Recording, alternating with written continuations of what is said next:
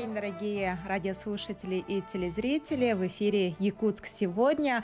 Поздравляем вас с наступающим Новым годом. И сегодня в студии ведущая я, Розалия Ксенофонтова. И поговорим мы сегодня о детском предпринимательстве, о том, какие проекты реализуют школьники, почему они интересуются предпринимательской деятельностью и какие существуют проекты, которые поддерживают их интерес и инициативы. И начнем мы разговор о детском предпринимательстве вместе с Ритой Якушевой, консультантом проекта «Преакселератор. Мой первый бизнес», который был реализован совсем недавно, завершен. И сегодня мы поделимся с вами о результатах этого замечательного проекта, о том, кто победил, кто принимал участие, кто вложил свою лепту в развитие детского предпринимательства. И, Рита, расскажите, пожалуйста, о том, как вообще возникла идея преакселератора и кто был такой целевой аудиторией. Я приветствую всех зрителей и радиослушателей, кто присоединился к нам сегодня. Да, тема детского предпринимательства – это на самом деле самая актуальная тема в настоящее время. В прошлом году, когда мы проводили марафон финансовой грамотности «Финансы и я» совместно со смарт-библиотекой, нам очень часто поступали запросы от детей именно по теме предпринимательства. Почему мы этой теме уделили немного внимания, а основам финансовой грамотности, допустим, уделили очень большое внимание. Да? И такая обратная связь нас направила на то, чтобы мы поработали, наверное, над новым проектом, который бы действительно помог ребятам пройти вот тот путь, начиная от идеи до ее уже реального воплощения. И так родился пилотный проект «Преакселератор. Мой первый бизнес», который стартовал в сентябре в смарт-библиотеке. И тогда мы, если честно говорить, мы сомневались, что вообще что-то из этого получится. Потому что мы, если честно, начинали на голом энтузиазме. Все началось у нас, как всегда, с идеи «а давайте», да? И это наша любимая «а давайте проведем», «а давайте сделаем». И это сделало свое дело. Но нам повезло, что именно в сентябре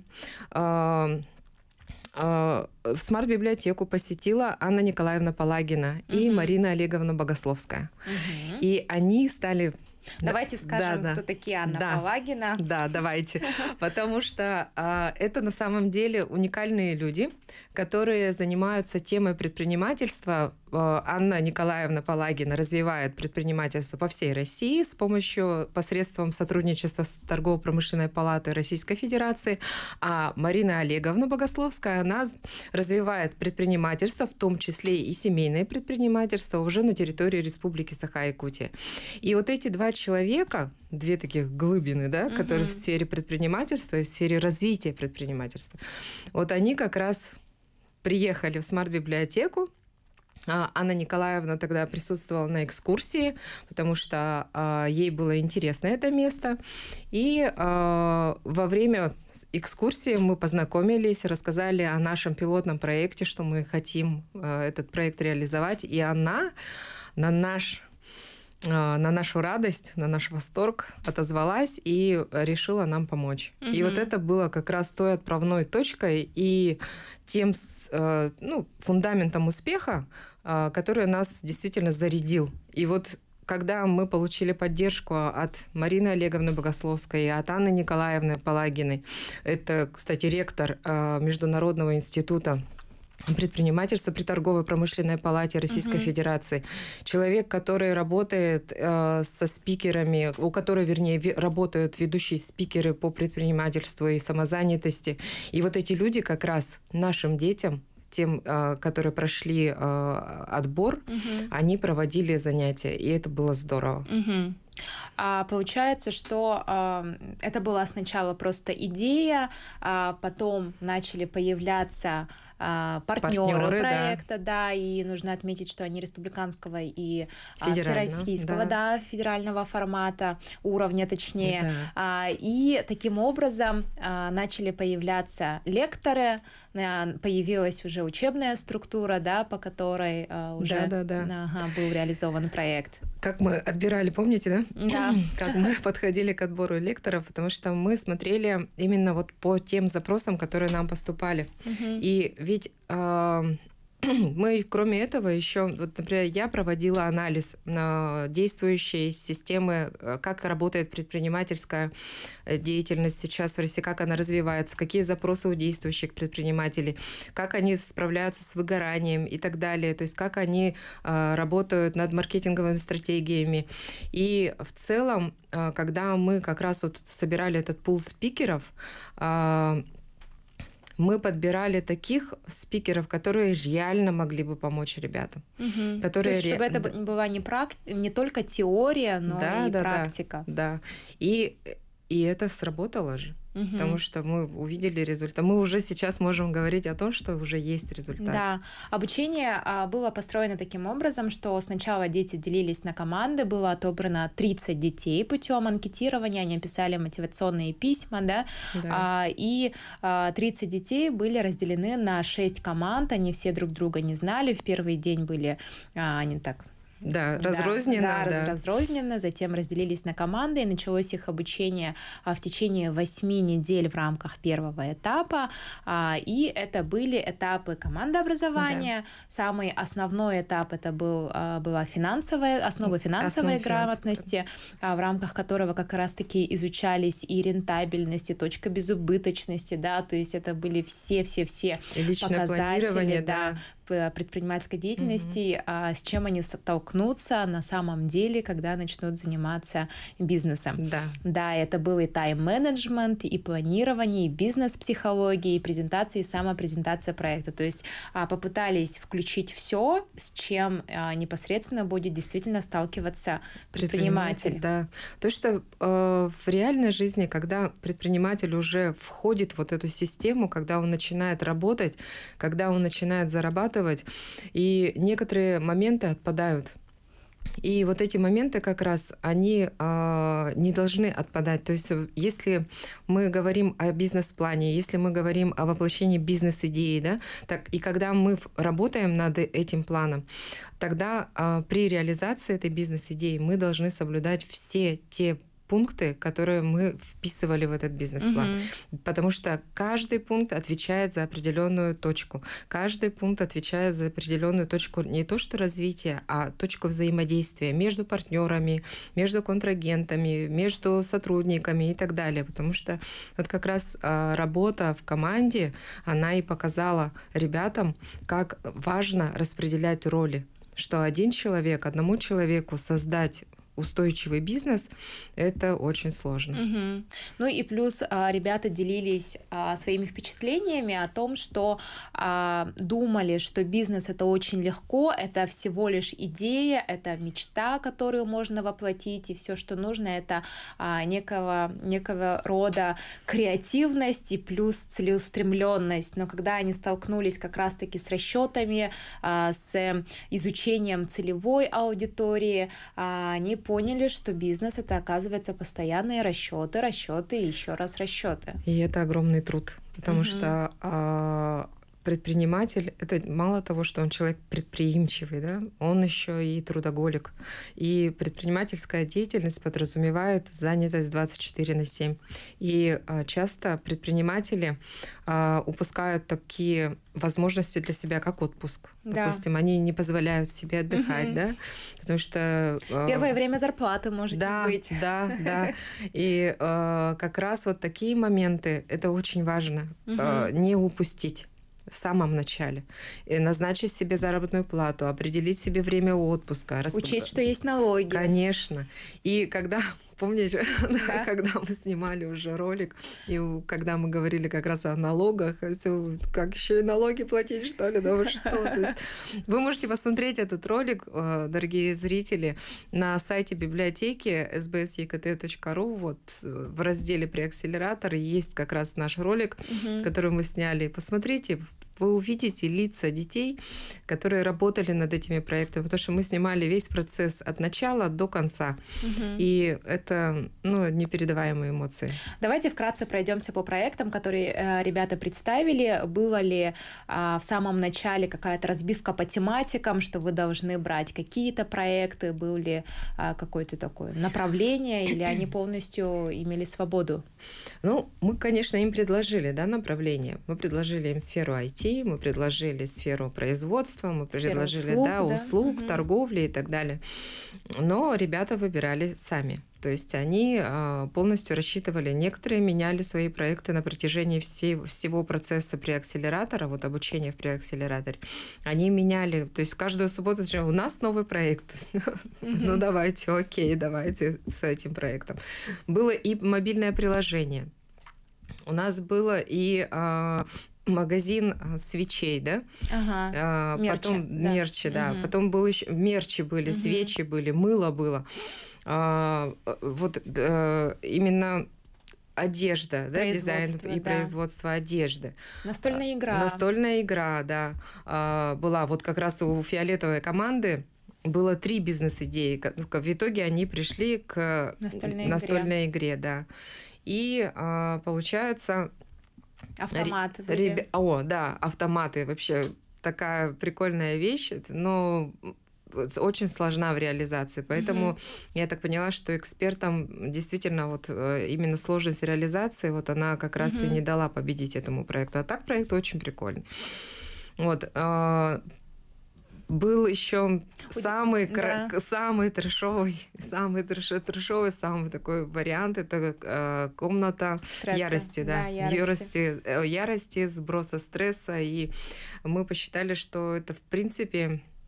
Когда ребята работали над этой темой, над этим бизнес-проектом, мы тогда посчитали, что это действительно зайдет. И эксперты тоже поддержали эту тему. Да, действительно, эта тема очень актуальна. И было очень удивительно понимать, что дети сегодня обращают внимание на то, что существует стресс, и этот стресс имеет большой уровень, и нужно его выводить экологично. Да. Нужно место, где можно вывести, покричать, что-то разбить, для того, чтобы не выводить свой гнев, накопившуюся ярость на близких людях. Да. Это, мне кажется, удивительное наблюдение детей, подростков.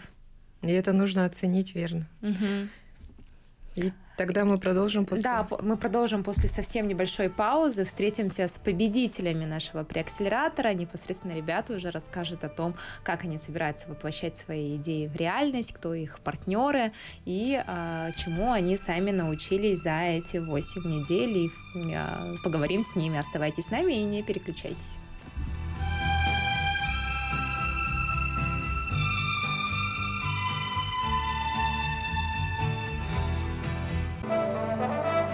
Продолжаем наш эфир. Говорим мы сегодня о детском предпринимательстве. И в студии сейчас у нас победители преакселератора «Мой первый бизнес». Это команда белых.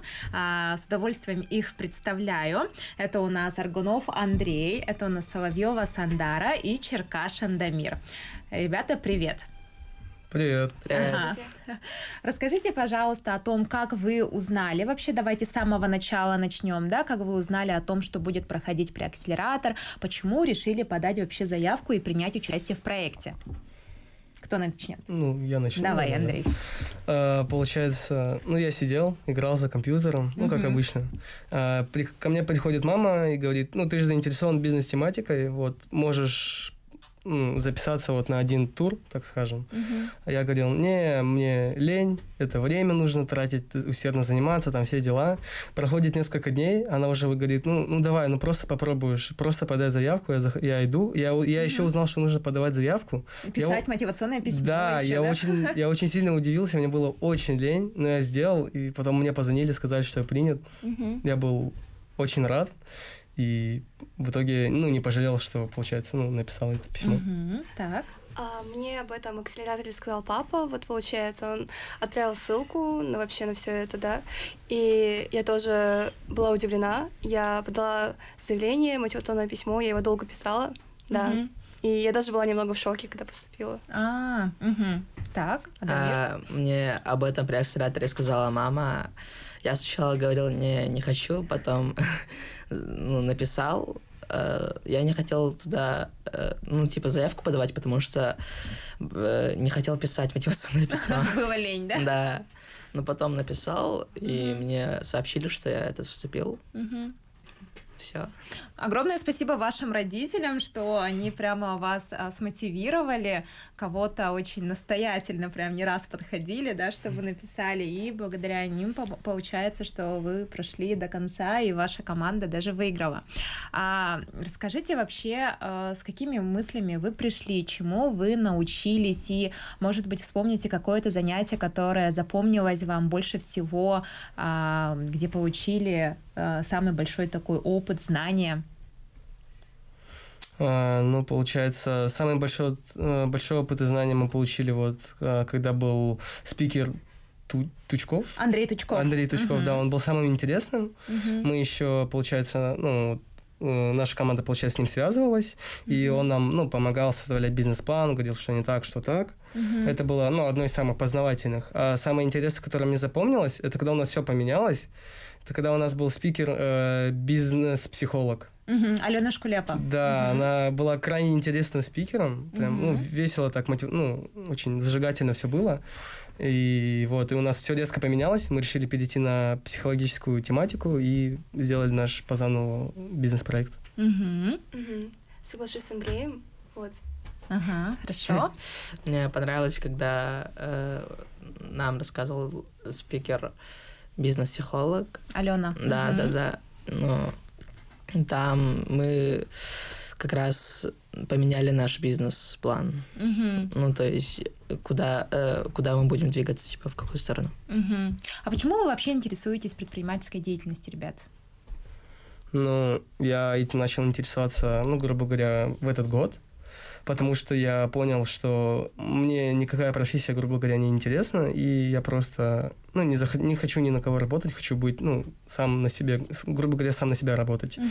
И узнав, что есть какие-то еще такие тренинги по типу бизнес-преакселератора, это, крайне хорошо и круто, то, что можно, дети, что получали уже в раннем возрасте определенные опыты, знания, по бизнесу. Вообще, идея об этом у меня появилась с 11 лет, да, и когда я узнала об этом акселераторе, я подумала, что это будет, классный шанс себя попробовать, и поэтому именно с этого года я уже более активна в этом. Хорошо. Я с детства интересуюсь бизнесом не только, но самое главное, мне нравятся деньги. И у тебя не одна попытка уже есть, да? Да, не одна. Расскажи об этом. С детства я, даю в долг с родственникам и знакомым под проценты. Это первое, из чего я начал. Потом я заказывал жвачки, конфеты, я продавал, в школе. А потом сестра мне предложила взять место. У нее была точка пельменная, которую она сейчас продала. И она предложила поставить мне туда напитки. И, некоторые проценты я ей даю.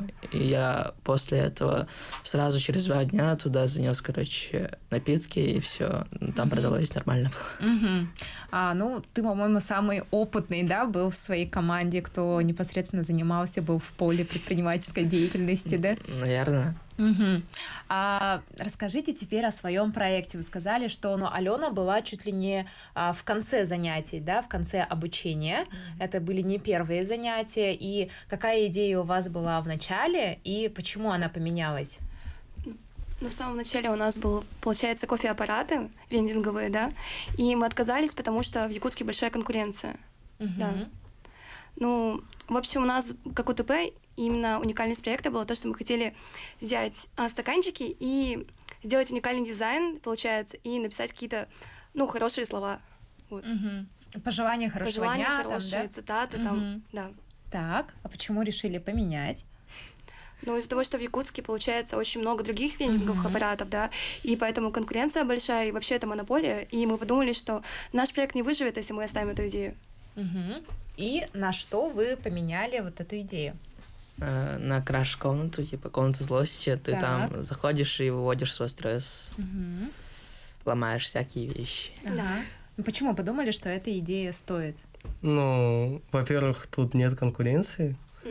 И сами по себе мы поняли, что это было бы очень интересно. Мы еще спрашивали у некоторых спикеров, да, и они тоже сказали, что мы будем первыми, кто туда придем, потому что, очень круто же просто взять и что-то ломать, и тебе никто ничего за это не скажет, не поругает. Просто выплеснул свою злость. Все. Да, так. вот. Сам наш проект называется, Boom-Room, да, вот получается. И когда мы проводили анализ рынка, мы также связались со Stress.rum, она была раньше в Якутске, да, и, сейчас ее нету, вот, у них были какие-то свои, причины, чтобы приехать, да, и узнав об этом поподробнее, мы поняли, как это круто даже, вот. Что вы, если откроетесь, у вас не будет конкурентов. Да, и... из чего состоит ваша комната, что там можно будет делать? Она будет наполнена разными вещами по типу той же посуды, там старые телевизоры, клавиатуры, просто берешь кувалдой, ломаешь это все битой. Что-то типа такого, можно кричать, орать, все, что придет в голову. Свою посуду типа ломать не очень прикольно будет, а ты туда идешь, платишь деньги и все ломаешь. И во время защиты вашего проекта психолог как раз Алена говорила о том, что можно даже проводить там психологические сессии, да, групповые, когда группа может прийти, заключить с вами договор, проводить там занятия по выведению стресса, и это будет как психологический тренинг даже. Да. Что еще вам эксперты говорили? Получается, сказали, то, что у нас... грубо говоря, если человек придет, то он придет один раз. То есть, получается, нам нужно как-то сделать так, чтобы к нам пришел один раз человек, и он, и там либо сарафанное радио было, либо чтобы он каждый раз все время приходил с новым и большим интересом. Получается, у нас должно быть, что-то разное проводиться. И, допустим, для тех же компаний каких-нибудь, чтобы они приходили, и компании просто ломали. Чтобы это были такие, как тимбилдинг, да, чтобы целый отдел приходил, и что-то можно было бы там тоже поломать вместе, и это был бы тоже как сегмент HR, да, то есть когда коллеги тоже могут вывести экологично свой гнев, свой стресс, накопившийся на работе, особенно это касается людей, которые работают с графиком ненормированным, когда много времени проводят на работе, да, и давайте перейдем уже к моменту, когда вы рассчитывали, готовили презентацию, да, каково это, оказывается, готовить проект стартапа? Это большая ответственность, нужна хорошая организация, думаю, да. И во время того, как мы все это делали, я поняла, что, и, наверное, тоже многие в команде, узнали что-то новое в себе, развили какие-то новые скиллы. Вот, например, я раньше не так часто делала презентации и познавала, в общем, это дело заново. Так, кто еще что открыл в себе? Я ничего в себе не... грубо говоря, получается, когда у нас создавался этот проект, я уехал из города, да, и, там, получается, был на другом проекте участвовал и не особо с командой коммуницировал, потому что, дел было просто, по горло, я не мог, и они там сами что-то делали, я даже не вникал, что они делали, я, грубо говоря, чисто пришел на все готовенько, мне просто нужно было текст составить, что-то там сказать, свое мнение какое-то выразить. У тебя в команде роль была как пиар-агент? Нет, как спикер. Да. Вы очень подробно считали смету. Расчеты в плане? Да, расчеты. Да, такое было. Этим у нас в команде занималась Лера, да. Она... я не могу сказать еще поподробнее, вот. Смотри, вы прям рассчитывали все вплоть до там тарелочки, да, потом вы считали, зарплату вы себе считали в итоге? Там в моменте мы рассчитали как-то неправильно, походу, то, что там будет там просто какая-то облачная сумма, что мы откроемся. Вначале было, да. Да, я жесть обрадовался, я подумал, все, я уйду из школы, я буду работать просто. Вот я этим буду заниматься всю жизнь, буду бизнес, буду деньги делать. Потом мы пересчитали, и вышло намного меньше. Мы и были уже разочаровались. Намного меньше. Да. А сейчас у вас какие планы? Вы с чего хотите начать планировать реализацию бизнеса? Скорее какие всего, у вас планы? С бизнес-плана, наверное. Его рассмотрим поподробнее, да? Да, и сначала нужно помещение для аренды найти.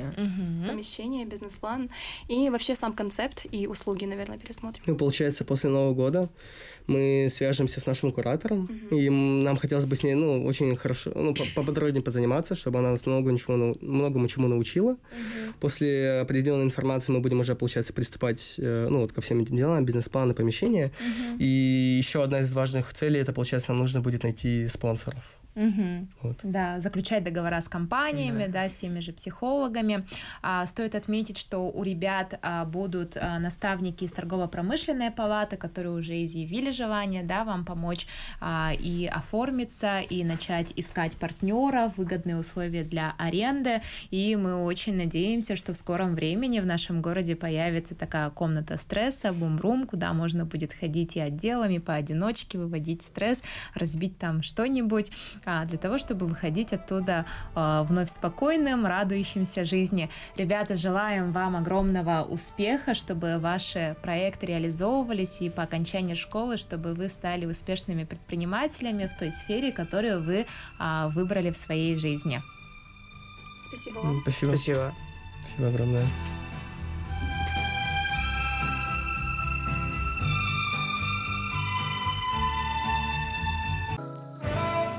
Продолжаем наш эфир, и сейчас у нас еще один представитель команды. Это уже команда оранжевых и капитан команды Павлова Дана. Команда Дана заняла у нас 2-е место, и сейчас она расскажет о том, какой это был проект, какой они путь с командой проделали, какие планы. И в студии также Рита Якушева, консультант проекта «Преакселератор. Мой первый бизнес». Давай, Дана, начнем с самого начала. Вообще, как ты узнала о преакселераторе, почему решила принять участие, почему ты вообще интересуешься предпринимательской деятельностью? Мы с классом из школы пошли в смарт-библиотеку, и там какой-то курс был, что-то там, и рассказали о преакселераторе. Вот, и я подумала, что это очень интересно, новый опыт, и мне всегда было интересно предпринимательство, я уже на тот момент имела небольшой тоже опыт, и делать самой деньги, так сказать, до совершеннолетия, это круто, вот. И ты подала заявку? Да, я подала заявку. Очень долго писала мотивационное письмо, и да, вот. Отлично. В первый же день вас разделили на команды. Сразу ли вы нашли общий язык? Сразу ли вы нашли бизнес-идею? Или вы меняли на протяжении всего курса? Да, мы очень быстро сдружились, вот, и в нашей команде до этого была еще одна девочка, но, к сожалению, она ушла, вот, и мы все очень как-то быстро вот сдружились, сообщились, и создали, группу WhatsApp сами, и мы собрались в Додо Пиццы, и очень долго думали тоже, какой же проект сделать, и мы все сошлись на мнении, то, что бренд одежды сделать, создавать худи будет самым оптимальным вариантом, потому что по деньгам нормально, и то, что мы сами подростки, сами дети, управлять этим будет намного легче, чем чем-либо другим. Вот. Да, у них проект действительно был самый проработанный и самый такой близкий к реализации. И все продумано настолько, что даже некоторые детали пугали, потому что они просчитали все, начиная от анализа рынка, они провели анализ, они вывели предпочтения аудитории, целевую аудиторию, они конкретно определили, кто целевая аудитория. Расскажи поподробнее, да. Так, целевая аудитория, которая для кого вы выбирали? Кто будет покупать? Кто будет покупать? В презентации я написала то, что наша целевая аудитория — это подростки до 27 лет. Это уже не подростки прямо. Молодежь. Да, молодежь, да. И потому что наши вещи, наши принты как раз-таки нацелены на молодежь. Да. А какие у вас принты будут? Принты? Которые сейчас популярны, там надписи какие-нибудь, не узоры, а рисунки всякие. Да. Там где-то может быть дырочка, где-то порвана, и вот такое вот. Вы будете выпускать очень много экземпляров, либо у вас это будет какая-то лимитированная коллекция? Вначале мы хотим выпустить 20 худи по 2 размера, один побольше и один поменьше, как этот one size. Вот, будет 20 худи в начале, потому что нам так подходит по нашим расчетам, а дальше уже с каждым месяцем, с каждым годом будет больше экземпляров. Вот. Заказывать будете здесь или где-то в другом месте? Заказывать, скорее всего, будем шить здесь, а материалы уже заказывать где-нибудь из Москвы. Вы, по-моему, проводили анализ даже швей, да, которые здесь в Якутске работают. Оказывается, это их много, нет? Конкурентность какая? Мы были в проспекте, там у швей в доме быта, или их там нет? Вот, в Силуэте. И в Силуэте мы встретили одну швею, она нам очень все подробно рассказала. Она на самом деле сказала то, что лучше, если мы будем сами шить, потому что так будет дешевле. Но так как сами у нас что-то не получается, мы не умеем, скорее всего, мы к ней пойдем, потому что она сказала то, что она может. Вот. Видите как?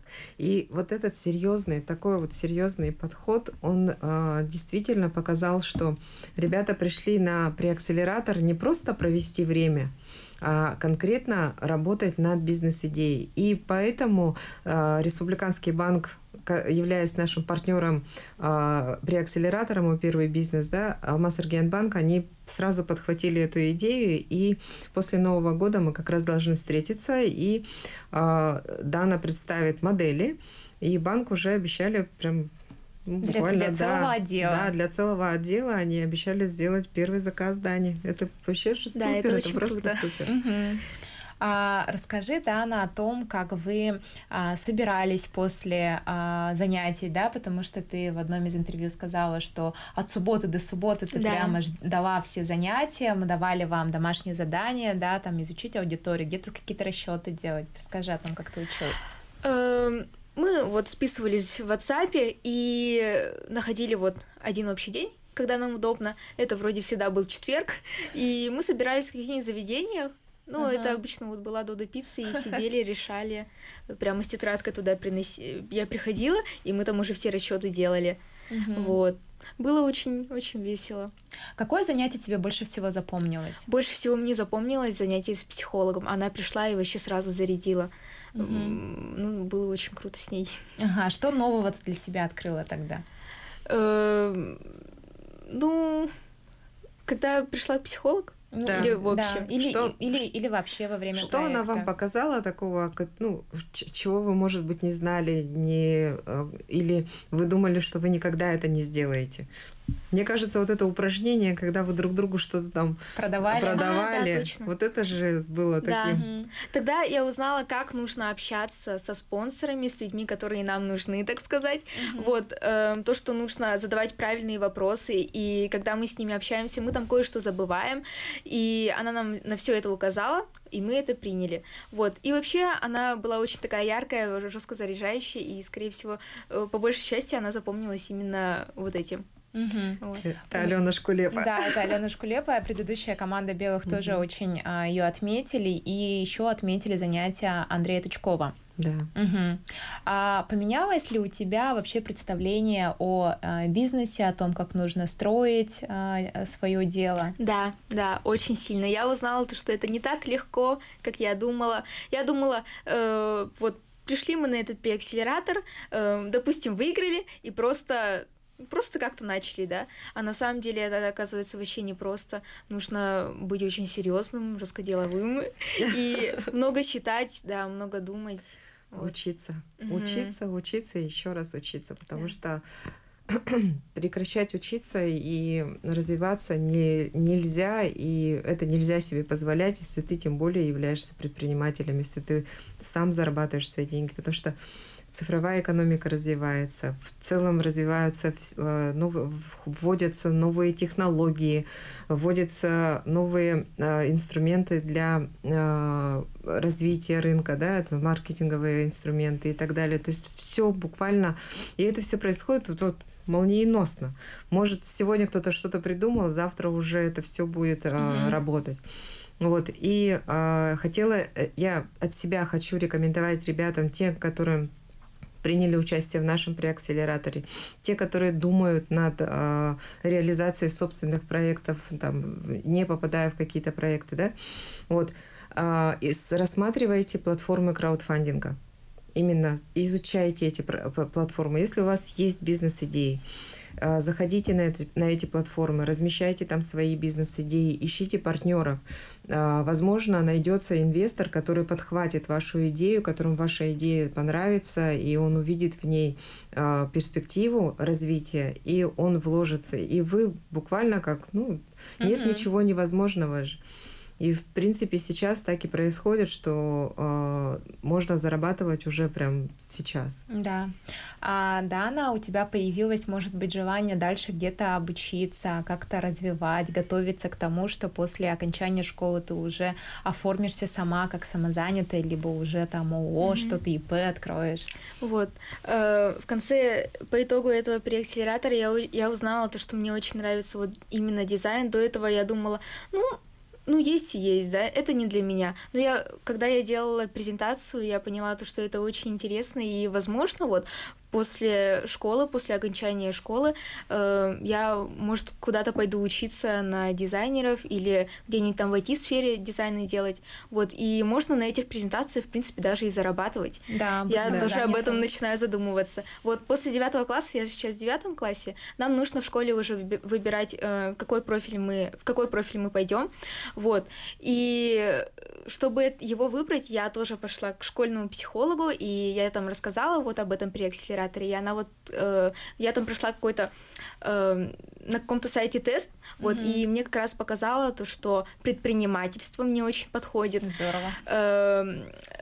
Всякий дизайн и так далее. Вот. Творчество. Да. Значит, мы не ошиблись, когда мы делали отбор заявок. Это прям... Что ты хочешь пожелать ребятам, которые интересуются предпринимательской деятельностью, хотят тоже что-то начать делать? Не стоять на месте, двигаться вперед. И очень классно то, что в нашем городе появляются такие мероприятия, да, как вот преакселератор. До этого я вообще не знала, что такие существуют, но это вообще шанс, и я рекомендую детям, подросткам, которые вот хотят начать, найти какой-нибудь преакселератор тоже. Ходить почаще в библиотеку. Да. Вот. Читать, возможно, да. Обязательно. И искать себя в какой-то сфере. И не бояться и не расстраиваться, если что-то не получается. Да, это самое главное не бросать попытки.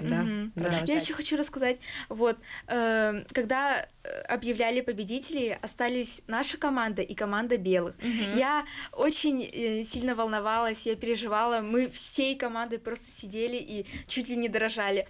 Но когда назвали наше имя, я очень-очень сильно расстроилась. Я ожидала 1 место, но потом я поняла то, что расстраиваться все-таки не надо, вот, и надо идти вперед, все. Замечательный итог. Желаю тебе, Дана, тебе и твоей команде, чтобы вы реализовали ваш проект, чтобы выполнили успешно свой первый заказ. Всех же поздравляем с наступающим Новым годом. Встретимся с вами уже в следующем году на наших эфирах и посещайте библиотеки. До свидания. До свидания.